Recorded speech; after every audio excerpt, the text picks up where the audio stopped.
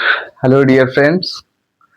जैसा कि कल हमने अपने यूपी बोर्ड में कक्षा 10वीं से संबंधित जो भी सिलेबस था उस पर हमने चर्चा की थी। तो उसके आगे हम अब आप लोगों को जो है और उसी से संबंधित अब विषय वस्तु को आगे बढ़ाते हैं कि हमको क्या चीजें पढ़नी है और क्या चीजें कैसे क्या चीजें। तो कल हमने उसको क्लियर ही हो गया था ना कि हमको क्या चीजें उसमें पढ़नी है। तो चलिए उसी से आज शुरुआत करते हैं हम, है ना। तो हम बात करना चाहते हैं क्योंकि जो एक ऐसा टॉपिक है जो हमारा काल विभाजन है ना। हम आज शुरुआत कर रहे हैं हिंदी जो गद्य साहित्य और पद्य साहित्य है। यहाँ से जो आपके 10 नंबर के क्वेश्चन जो हैं OMR बेस्ड क्वेश्चन आते हैं। तो इन क्वेश्चनों को कैसे क्या करना है, हम लोग उन्हीं टॉपिक्स को यहाँ पर कंप्लीट करते हैं, है ना। तो चलिए आज हम बात करते हैं जो एक बढ़िया सा महत्वपूर्ण टॉपिक होता है, काल विभाजन, है ना। काल विभाजन से क्या होता है, जो भी हमारा 1 नंबर का क्वेश्चन जो है, 1 से 2 नंबर के क्वेश्चन जो है इसमें से टाइम पीरियड से लेकर के या इन्हीं के अन्य नामों से लेकर के जो है क्वेश्चन पूछे जाते हैं। कैसे बनते हैं तो हम लोग थोड़ा सा इसको जो है ध्यान से समझते हैं। तो हम यहां से समझेंगे, है ना। जो भी है आदिकाल, इसको आज समझेंगे। यहां से मैं शुरुआत करना चाहता हूं, आदिकाल, है ना। आदिकाल, फिर उसके बाद जो है हम लोग थोड़ा सा इसको पढ़ेंगे मध्यकाल, है ना। मध्यकाल, और मध्यकाल को 2 भागों में बांटा गया। एक शुरुआत का जो भाग था पूर्व मध्यकाल, और दूसरा था उत्तर मध्यकाल। इस चीज को ध्यान से समझेंगे। पूर्व मध्यकाल को हम लोग जो है भक्ति काल कहते हैं। अभी हम एक एक टॉपिक को ही आज खत्म कर देते हैं और बहुत कम समय में जो है आपको बहुत सारी चीजें देने का प्रयास रहेगा हमारा, क्योंकि हमें अपना एग्जाम क्लियर करना है ना। तो इस हिसाब से इस चीज को आपको कंप्लीट करना है। उत्तर मध्यकाल या रीति काल को पढ़ा है। फिर हम पढ़ेंगे आधुनिक काल। आधुनिक काल आधुनिक काल पढ़ेंगे। ये हमारा जो है काव्य साहित्य का जो भी काल विभाजन था, इस प्रकार से सारी चीजें शुरुआती दौर पर हमको देखने को मिली थी। तो अगर हम आदिकाल के टाइम पीरियड की बात करते हैं तो चलिए हम इसको अलग अलग टॉपिक या हर टॉपिक को एक अपने विस्तार रूप से जो है उसको हम समझने का प्रयास करते हैं ना। तो चलिए ये हमारा, इसको थोड़ा सा समझिए। आदिकाल, अब आपको ध्यान से हमारी बात सुनिए। काव्य साहित्य को कितने भागों में बांटा गया, इसका जो बेसिक सा क्वेश्चन पूछा जाता है इसमें कि हिंदी काव्य साहित्य को कितने भागों में बांटा गया, 1 2 3 4, 4 भागों में बांटा गया है। तो इस चीज को आप ध्यान से इसको समझ लीजिएगा। अब हम इसको जो है क्या करेंगे, हर टॉपिक वाइज, इस टॉपिक को आदिकाल को हम पूरे तरीके से समझ लेंगे कि आदिकाल से कैसे क्या क्वेश्चन पूछे जाते हैं, भक्ति काल से कैसे क्या क्वेश्चन पूछे जाते हैं, रीतिकाल से संबंधित कैसे क्या क्वेश्चन पूछे जाते हैं, और चाहे आधुनिक काल हो, इनसे आपको जो है कैसे क्या क्वेश्चन पूछे जाते हैं। तो चलिए इसको आप लोग ध्यान से देख लीजिए, है ना। तो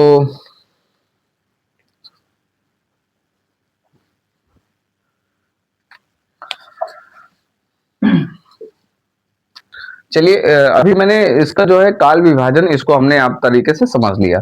आज हम अब हम क्या करते हैं, उसको हर टॉपिक को अलग अलग तरीके से समझ लेते हैं। शुरुआत में हम आप समझेंगे कि जो आदिकाल है, इसको समझिए। आदिकाल से कैसे क्या क्वेश्चन पूछे जाएंगे, इसको आप ध्यान से समझिए।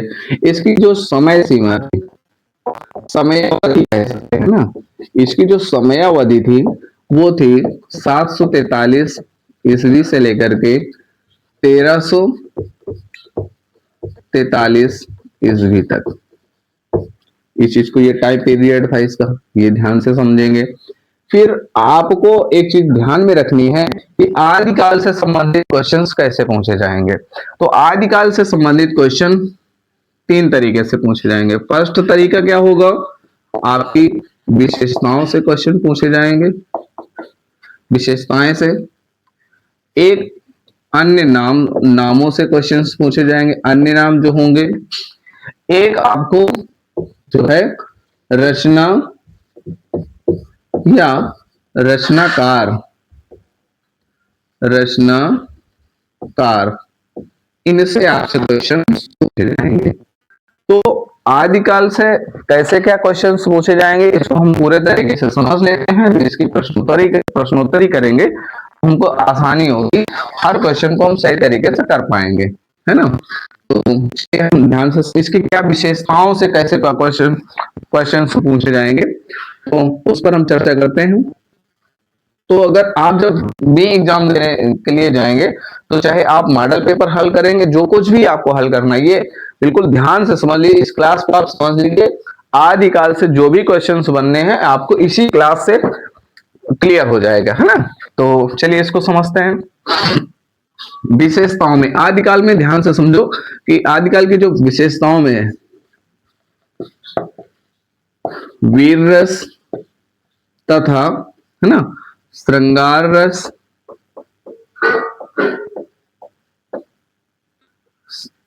से संबंधित रचना, संबंधित रचना।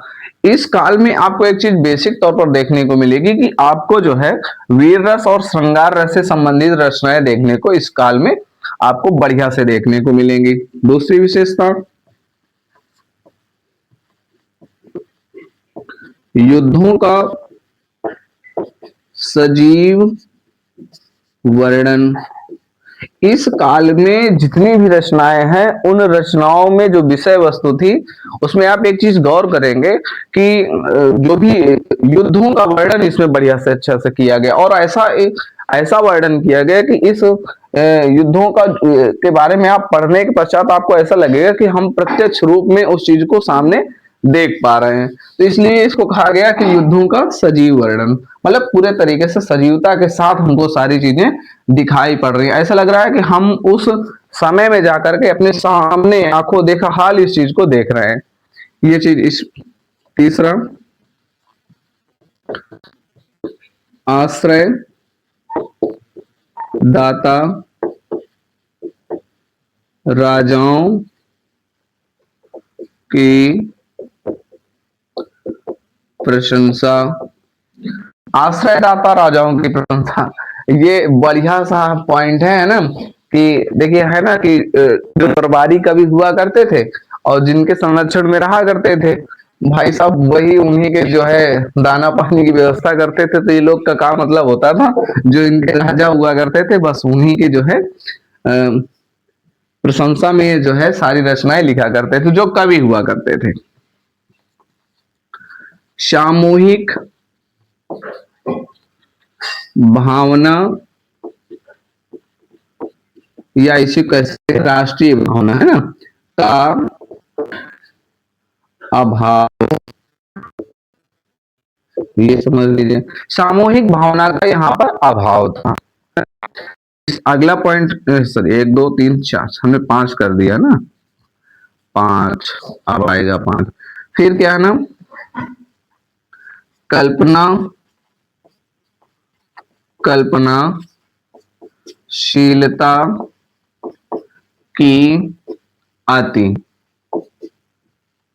या इसे कह सकते हैं अतिशयोक्तिता, या जो है किसी चीज को बढ़ा चढ़ा करके इसमें बहुत सारी चीजें कही गई। तो आपको ये पॉइंट्स कुछ महत्वपूर्ण विशेषताएं हैं इस काल की, इनको आपको ध्यान से समझ लेना है ना। तो अगर आपसे विशेषताओं से आदिकाल से क्वेश्चंस बनेंगे और विशेषताओं से संबंधित होगा, तो आपको इनमें से आपको ध्यान से आ जाएगा समझ में। तो आपको इसको याद रख लो, है ना, इसको ध्यान से स्टार कर लो, इसको ध्यान से, या इसमें हमने क्या लिखा ना, वीर रस या श्रृंगार, तो इसको या वीरता से ओजपूर्ण रचना है, इसको भी आप ऐसे समझ सकते हैं। मैं इसको अलग ही कर देता हूं ना, वीरता से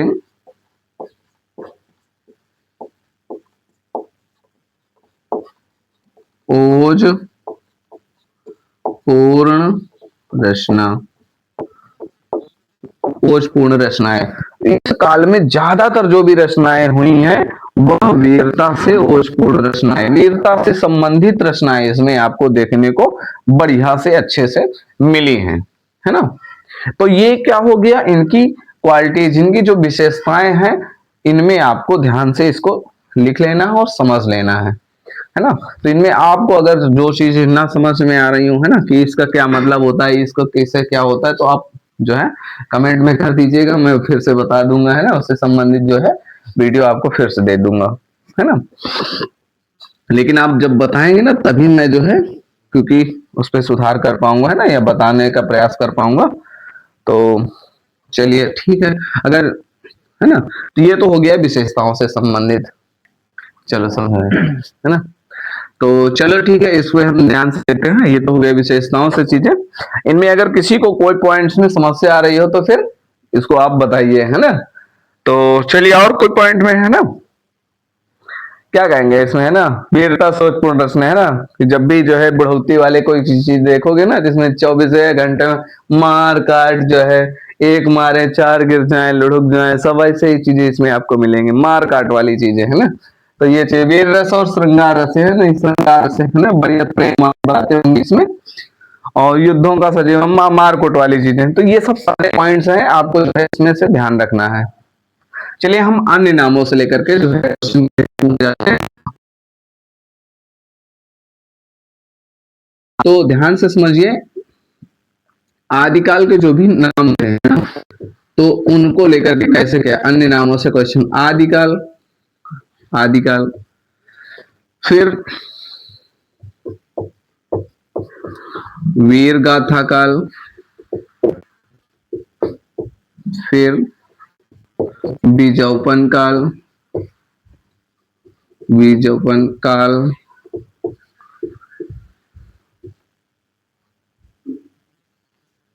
चारण काल, और सिद्ध सामंत काल।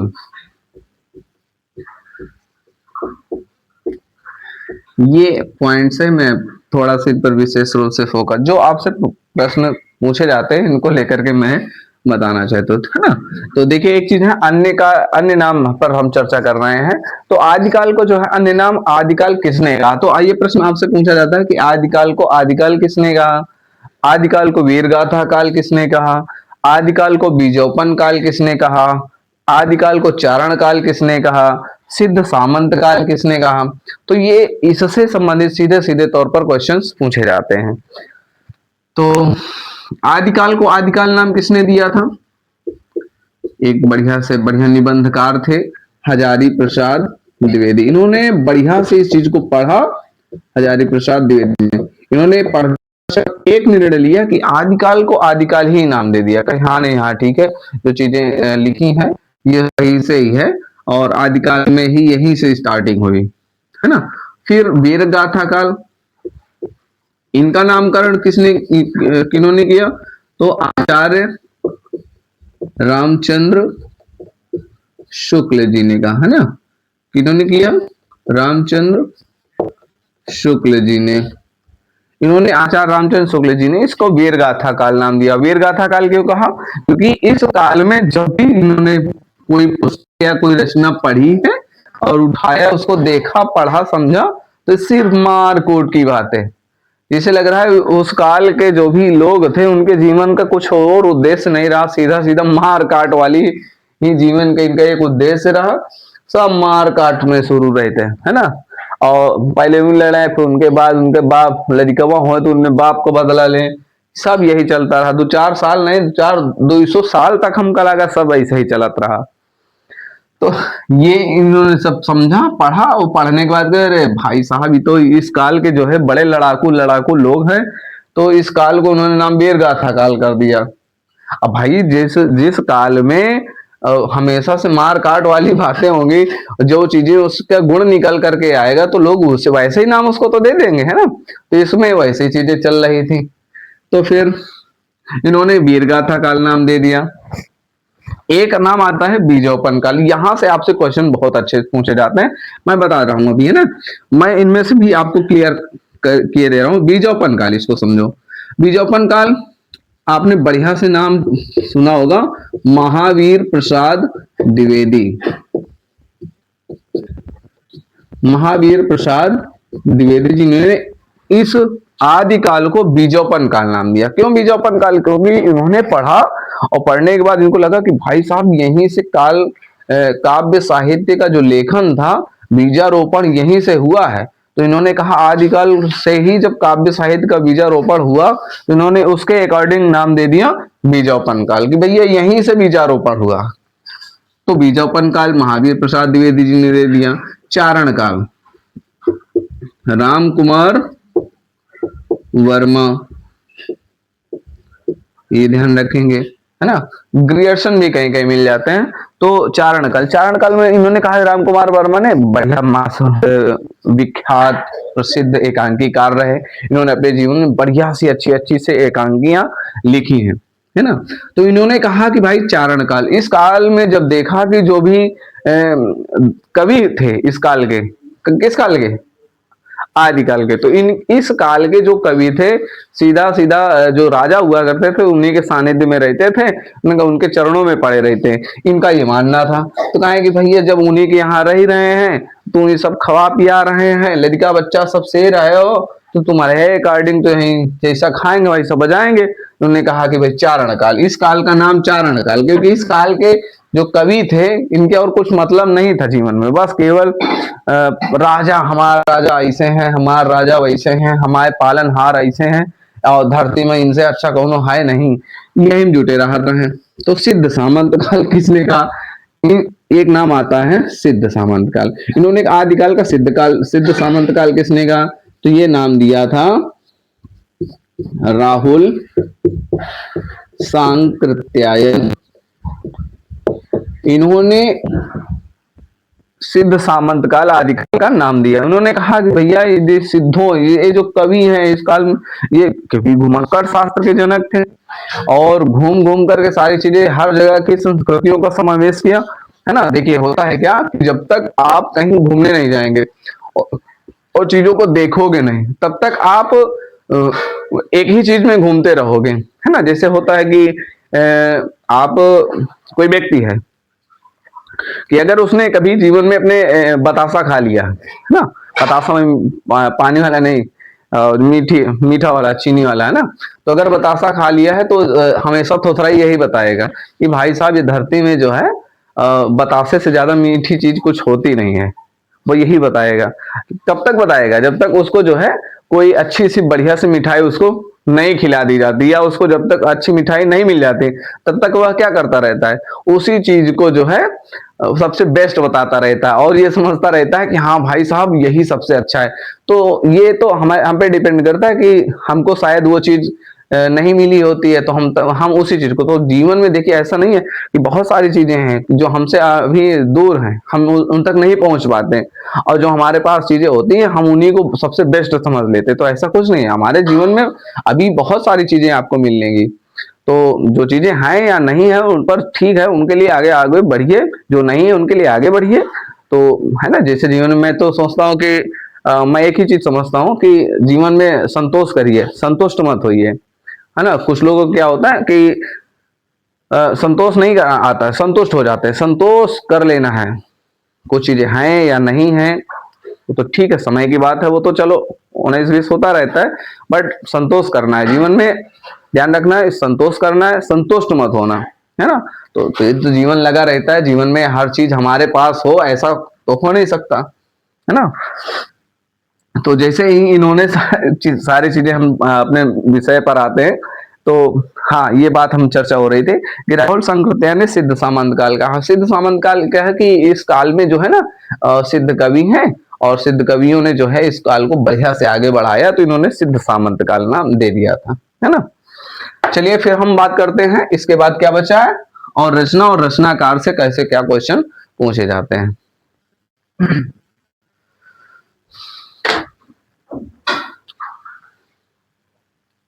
तो अब हमारे पास क्या बचा था, इस पे चर्चा हो गई थी। अब आदिकाल से जो भी प्रश्न है, रचनाओं से लेकर के रचना रचनाकार, ये एक क्वेश्चन था हमारा, यहाँ से कैसे क्या रचनाएं पूछी जाती हैं, इसको समझिए। देखिए इसके कई पॉइंट्स हैं, इनको ध्यान से समझिए। एक पॉइंट्स आपको ध्यान रखना है जो बेसिक तौर पर आदिकाल में पूछा जाता है, क्या है उसमें आपसे जो है रासो साहित्य, यहाँ से आपको एक प्रश्न देखने को मिल जाता है। ये सही मिलान वाले क्वेश्चंस में आने के लिए बढ़िया चांसेस रहते हैं इसके। रासो साहित्य से आपको आ जाते हैं। तो रासो साहित्य में कौन कौन सी चीजें ध्यान रखना है, तो आपको रखना है पृथ्वीराज, पृथ्वीराज रासो, फिर आपको ध्यान रखना है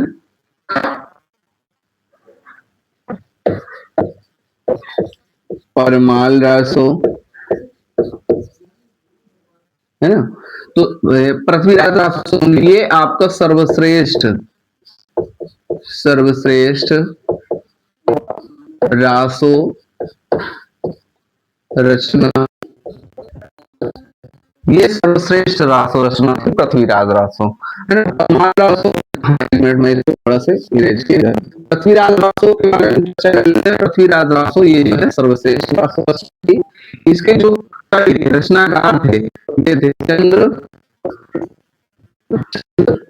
बरदाई,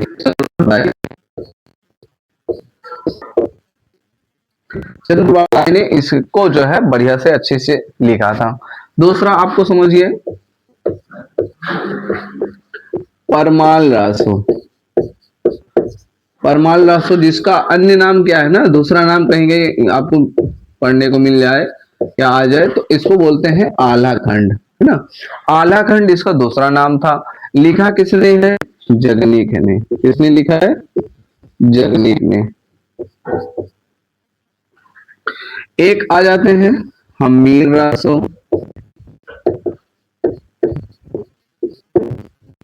हमीर रासो लिखा किसने है,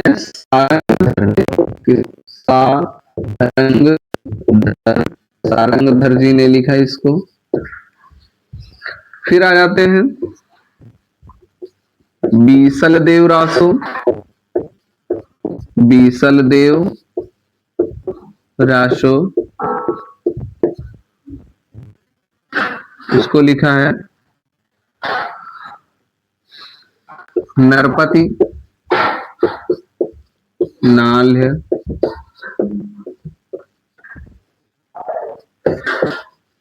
कुमार रासो, कुमार रासो, दलपति विजय,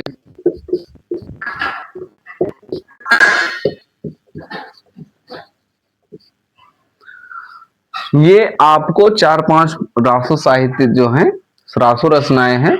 इन यहाँ से आपसे जो है क्वेश्चन एक जो है सही मिलान वाले जो प्रश्न आने के चांसेस रहते हैं, क्योंकि इस बार जो है प्रश्न आया था, साइंस में आया था, बढ़िया 6 नंबर का था दीर्घ में, और बढ़िया सही मिलान में, टाइम भी बच गया था। तो अब हिंदी में तो नहीं आ सकता है ना, लेकिन ये आपका OMR में आ सकता है, बट आता है ना, अभी इस बार तो पूछा ही गया है, तो ये ध्यान रख लेना है। दूसरी चीज, हाँ, पृथ्वीराज रासो के बारे में हमने बताया कि ये सर्वश्रेष्ठ रासो रचना थी और चंद्र बरदाई जी ने इसको बढ़िया से लिखा था। परमाल रासो आलाखंड जगनीक इन्होंने लिखा था। लेकिन ध्यान रखना, परमाल रासो से ये भी ध्यान रखना, ये आपसे प्रश्न ये पूछा जाता है कि कभी कभी क्या होता है ना, उत्तर पूर्वी क्षेत्रों में कौन सी जो है रचना प्रचलित है, परमाल रासो, या ऐसे ले लेता है बुंदेलखंड क्षेत्रों में कौन सी रासो रचना का गान किया जाता है, तो ये भी आपका जो है भाई आलाखंड, जिसको हम लोग परमाल रासो बोलते हैं, तो ये आपको ध्यान रखना है। दूसरी चीज आपसे रासो साहित्य हो गया। दूसरा पॉइंट आपसे ध्यान से समझिए, सिद्ध कवि, सिद्ध साहित्य, सिद्ध साहित्य, यहां से भी क्वेश्चंस पूछे गए हैं। तो आप सिद्ध साहित्य में जब भी आपसे चर्चा हो तो सिद्ध साहित्य में प्रश्न ये पूछा जाता है कि कितने सिद्ध कवियों की संख्या थी, तो आपको ध्यान रखना है, बताना है सिद्ध कवियों की संख्या कितनी थी, सिद्ध कवियों की संख्या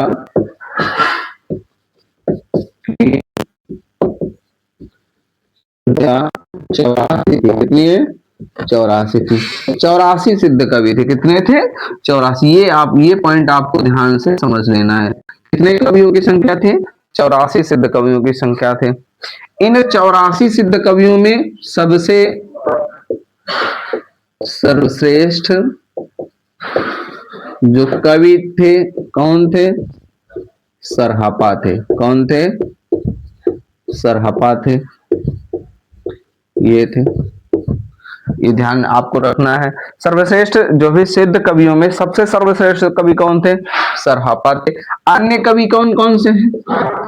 अब 84 तो है, 84 को तो ध्यान रखना ही पड़ेगा, लेकिन याद करना तो सरल है नहीं।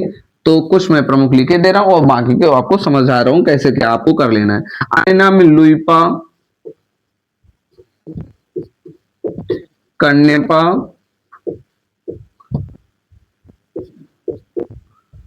डोमपीपा,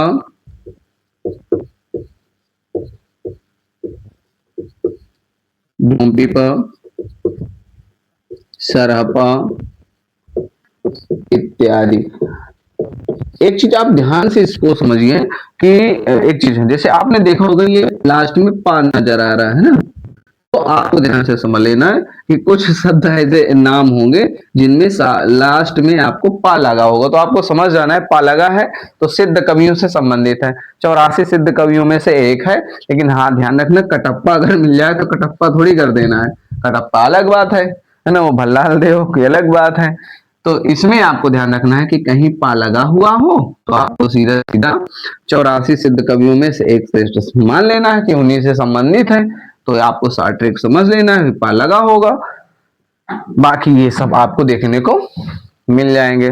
तीसरा आपको नाथ साहित्य में ध्यान से समझो, थोड़ा सा बहुत शॉर्ट शॉर्ट में समझा दे रहा हूं। नाथ साहित्य, नाथ साहित्य की चर्चा हो रही है तो इसमें ध्यान रखना नाथ संप्रदाय के जो प्रवर्तक थे गुरु गोरखनाथ थे। कौन थे? गुरु गोरखनाथ। ये आपको ध्यान से समझ लेना है। नाथ साहित्य के प्रवर्तक कौन थे? आपके गुरु गोरखनाथ थे। यहां से क्वेश्चंस पूछे जाते हैं। तो हमने कुछ विशेष रूप से जो है कम चीजों में बहुत सारे ना चीजों को बड़ा करके जो है हमने बहुत शॉर्ट में आराम से समझने का प्रयास किया इसको। अभी तक आपने क्या पढ़ा? आदिकाल से विशेषताएं, आदिकाल के अन्य नाम और आदिकाल के जो भी कुछ राष्ट्र साहित्य, सिद्ध साहित्य और नाथ साहित्य से ये सारी रचनाएं आपने इसमें पढ़ी। अब हम थोड़ा सा चर्चा कर रहे हैं प्रमुख रचनाओं से लेकर के, है ना। तो ध्यान से समझिए, इसमें जो भी आपसे प्रश्न पूछे जाएंगे रचनाओं से पूछे जाएंगे। तो सरहपा एक बढ़िया से कवि थे, रचनाकार थे। इनकी एक जो बढ़िया सी रचना थी वो दोहा कोश थी। स्वयंभू की कौन सी रचना है? पौमचर्यु, है ना। ये ध्यान से स्टार लगाते जाइए, बढ़िया से सब परीक्षा में आने वाली रचनाएं हैं। पोस्यदंत महापुराण, अब्दुल रहमान संदेश राशि,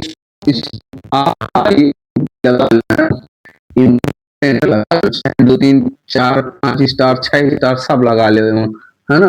ये और इनमें चाहे हम लगा लो, हम 3-4 स्टार लगा लो, 3-4 स्टार लगा लो, है ना। एक थे विद्यापति, इनको ध्यान से समझो। विद्यापति, कीर्तिलता इनकी रचना थी। कीर्तिलता, कीर्ति पताका, कीर्ति पताका और पदावली, इनको ध्यान से समझो। ये इनकी रचनाएं थी। ये आपसे, हाँ रचनाएं अगर आपसे पूछा जाएगा तो यहीं से रचनाएं आपसे पूछी जाएगी। अब आदिकाल में जो है कुछ खास और है नहीं आदिकाल में, है ना। तो बाकी सारा तो हम काय फटफटा ऐसा कोई मतलब है नहीं। जीव कलेचा है ना, चुपचाप इतना ध्यान से इसको समझो। ये चीज है। अब बहुत आपसे तुमसे पूछ ले तो सरहपा का ध्यान रखो। सरहपा एक बढ़िया से अच्छे कवि रहे, है ना। और 84 वाले इनके सबका याद रखें, इनका रखें ले। अमीर खुसरो का भी ध्यान रख लो, है ना।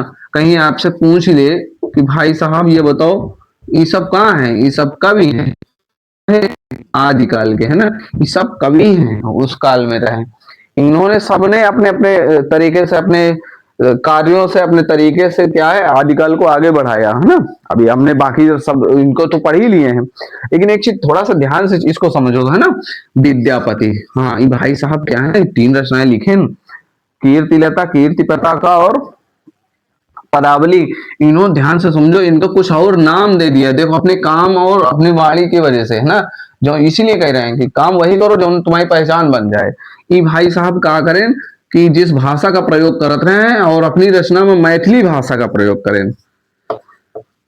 इन्होंने अपनी रचना में मैथिली भाषा का जो है प्रयोग किया, और फिर जिस कारण का प्रयोग करने के कारण इनको जो है हम लोग मैथिल कोकिल कहा गया। क्या कहा गया? मैथिल कोकिल। मैथिल कोकिल इनको जो है विद्यापति को कहा जाने लगा, कहा गया कि भाई साहब मैथिल कोकिल है। अब हमेशा जो है अपनी रचना क्यों कहा गया, क्योंकि इन्होंने अपनी रचना में सिर्फ और सिर्फ मैथिली भाषा का प्रयोग किया था। तो आई होप सारा कुछ समझ में आ गया होगा, इसमें बहुत सारी चीजें नहीं है। मैंने ज्यादातर चीजें जो भी प्रश्न आपसे पूछे जाते हैं इससे क्लास में आदिकाल से, ये हम गारंटी ले दिए रहे भाई, 1001% है। भाई साहब तुम इतना पढ़ लियो, आदिकाल से संबंधित चीजें आपको हाई स्कूल, इंटर, इन क्लासों में अगर आदिकाल से क्वेश्चन बनेंगे तो यहां से ज्यादा नहीं आएगा, ये हमारी गारंटी है ना। तो इतना जितना बता रहे हैं उतना पढ़ लियो पहले, ज्यादा इधर उधर भटको ना। आओ, ये नहीं, सब्सक्राइब करो आराम से। अब बढ़िया से वही का जो है शाम के बेल आइकन भी हाँ दबा दियो ना, कि भाई जब हम यहाँ अपलोड करें तो तुम्हारे पास जो है तुरंत नोटिफिकेशन पहुंच जाए, है ना। और थोड़ा सा शेयर वेयर मार दो, तुमको अच्छा लागे, नीक लागे तो शेयर मारो। और ज्यादा से ज्यादा जो बोर्ड वाले हैं ना लड़का, उनका बढ़िया पूरा पूरा पढ़ाऊंगा मैं, कोई टेंशन नहीं है। आराम से उसमें कोई बैच वैच अभी है नहीं भाई, है ना, छोटा क्रिएटर हूं अभी, तो आराम से सारा कुछ मिलेगा उसमें। और बढ़िया, टेंशन न ले, पूरे चीजें मैं कोशिश करूंगा कि अपने इस चैनल में जो है बहुत सारी चीजें दूं आपको, जो है हाई स्कूल लेवल के सारे क्लास, चाहे हिंदी हो, चाहे एसएसटी हो, चाहे साइंस हो, चाहे मैथ, में कोशिश यही करूंगा कि इस वर्ष जो है ना आपको जो है पूरा बैच का बैच मतलब पूरी टीम के साथ, है ना, सारा कुछ इसमें मिले। तो बढ़िया से इसको पढ़ो और ज्यादा से ज्यादा लोगों को भेजो कि सब्सक्राइब करें। आराम से सब्सक्राइब, क्या हम बोल नहीं पा रहे हैं ना, सब्सक्राइब करो, और सब्सक्राइब करे के बाद जो है ज्यादा से ज्यादा लोगों को शेयर करो, है ना। ठीक, फिर मिलते हैं। Thank you.